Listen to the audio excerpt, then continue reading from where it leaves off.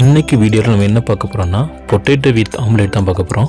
அதுக்கு முதல்ல ஒரு பொட்டேட்டோ எடுத்துக்கணும். எடுத்துகிட்டு அதை நல்லா பீல் பண்ணிக்கணும். பொட்டேட்டோ ஒரு பொட்டேட்டோ வேணால் எடுத்துக்கலாம், இல்லை நீங்கள் 2 பொட்டேட்டோ எப்படி வேணால் நீங்கள் எடுத்துக்கலாம். நீங்கள் எவ்வளோ பேர் இருக்கீங்களோ அதுக்கு மக்கன கணக்கு பண்ணி நீங்கள் பொட்டேட்டோ எடுத்துக்கிறீங்க. அந்த பொட்டேட்டோவை நம்ம எப்படி கட் பண்ணணும்னா 2ஆக கட் பண்ணிவிட்டு அப்புறம் சின்ன சின்னதாக ஸ்லைஸாக கட் பண்ணிக்கிட்டே இருக்கணும். அந்த கட் பண்ணி போனதுக்கப்புறம் அது நல்லா ஜூலியன் ஷேப்பில் அதை நம்ம கட் பண்ணி எடுத்துக்கணும். ஜூலியன் ஷேப்லாம் ஒன்றும் இல்லை, நம்ம ஃப்ரெஞ்ச் ஃப்ரைஸ் பார்த்துருப்பீங்கல்ல, ஃப்ரெஞ்ச் ஃப்ரைஸில் கட் பண்ணி மாதிரி இருக்கும்ல, அந்த மாதிரி சைஸில் அதுவும் சின்ன சின்னதாக நான் எப்படி வீடியோவில் கட் பண்ணுறேன் அதே மாதிரி நீங்களும் கட் பண்ணி எடுத்துக்கிறீங்க. அப்போ தான் அந்த பொட்டேட்டோ நமக்கு நல்லா குக் ஆகி நமக்கு ஒரு கிறிஸ்பியாக நல்லா கிடைக்கும்.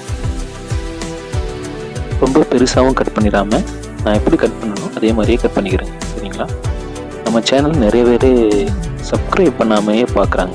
நம்ம கொஞ்சம் சப்ஸ்கிரைப் பண்ணி சப்போர்ட் பண்ணுங்கள், நமக்கு அதிகமாக வீடியோ போடலாம். நம்ம கட் பண்ண எல்லா பொட்டேட்டோவும் ஒரு பாத்திரத்தில் மாற்றிக்கலாம். அந்த பாத்திரத்தில் போடுறதுக்கப்புறம் லைட்டாக நம்ம வாஷ் பண்ணி எடுத்துக்கலாம். 2 முட்டையை எடுத்து அதில் நம்ம உடைச்சி ஊற்றிக்கலாம்.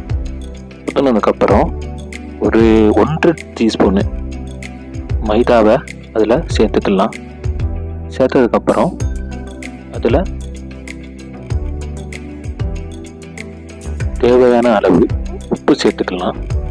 அதுக்கப்புறம் அதை நல்லா மிக்ஸ் பண்ணி விட்டுட்டு நம்ம போட்டிருக்க ஐட்டம் எல்லாமே மிக்ஸ் ஆகிற மாதிரி நல்லா மிக்ஸ் பண்ணி விட்டுக்கலாம். ஏன்னா நம்ம போட்ட ஃப்ளாரு, சால்ட்டு, அப்புறம் முட்டை எல்லாமே நல்லா மிக்ஸாக இருக்கணும். அப்போ தான் நமக்கு அந்த ஆம்லெட் நல்லா கிடைக்கும். அப்புறம் ஒரு ஸ்லைஸு சீஸ் எடுத்து, செடார் சீஸ் எடுத்து நம்ம சின்னதாக சாப் பண்ணி நம்ம எடுத்துருக்கிற அந்த ஆம்லெட்டில் மிக்ஸ் பண்ணிக்கலாம். நீங்கள் தேவையான சீஸ் போட்டுக்கலாம், இல்லைன்னா அந்த சீஸ் போடாமல் கூட நம்ம மேக் பண்ணிக்கலாம். செடார் சீஸ் மட்டும் தான் போடணும் இல்லை, எந்த சீஸ் வேணாலும் நம்ம அதில் ஆட் பண்ணிக்கலாம். அப்புறம் நம்ம அடுப்பை ஆன் பண்ணிவிட்டு ஒரு ஆம்லெட் பேன் எடுத்து அதில் வச்சு அது நல்லா சூடானதுக்கப்புறம் கொஞ்சமாக ஆயிலை அதில் ஸ்ப்ரே பண்ணி நம்ம ரெடி பண்ணி வச்சுருக்க அந்த ஆம்லெட்டை நம்ம அதில் ஆட் பண்ணிக்கலாம். நம்ம ஆட் பண்ணும்போது நம்மளோட பேன் ரொம்ப சூடாக இருக்கக்கூடாது. நம்ம எப்போவுமே அந்த ஃப்ளேமை கம்மியான ஸ்லோ ஃப்ளேமில் தான் நம்ம வச்சு நம்ம குக் பண்ணணும்.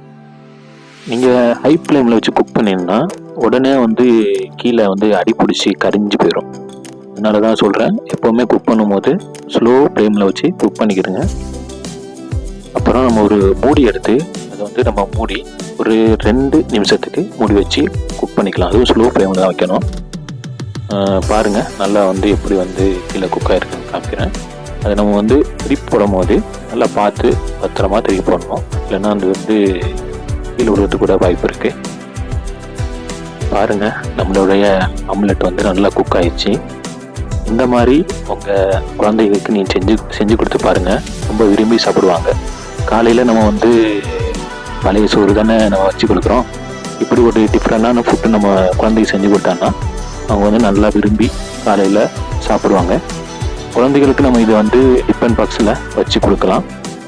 இதுக்கு மேலே நம்ம லைட்டாக மைனஸு, கெச்சப்பு இதெல்லாம் ஆட் பண்ணி நம்ம கொடுத்தோம்னா இன்னும் கொஞ்சம் டேஸ்ட்டாக இருக்கும்.